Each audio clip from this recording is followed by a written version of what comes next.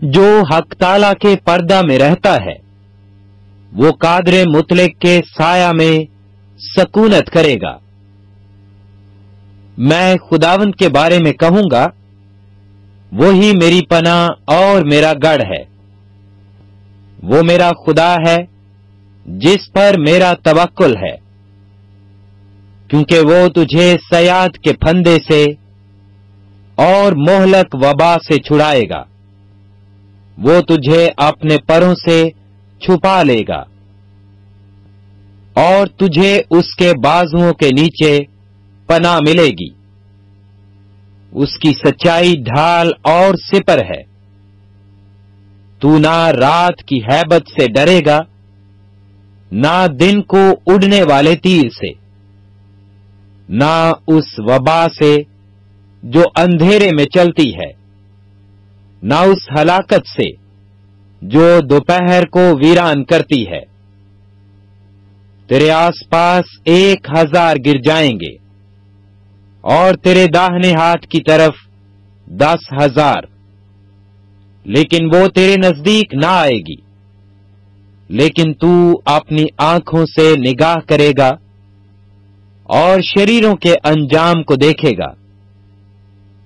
پر تو اے خداوند میری پناہ ہے، تو نے حق تعالی کو اپنا مسکن بنا لیا ہے۔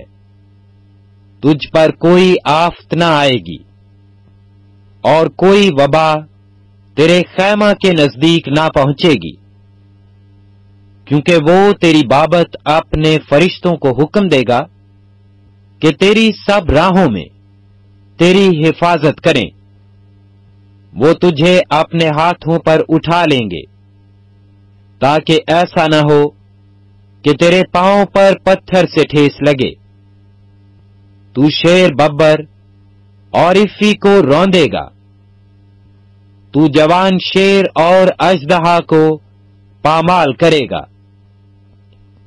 چونکہ اس نے مجھ سے دل لگایا ہے، اس لیے میں اسے چھڑاؤں گا، میں اسے سرفراز کروں گا، کیونکہ اس نے میرا نام پہچانا ہے۔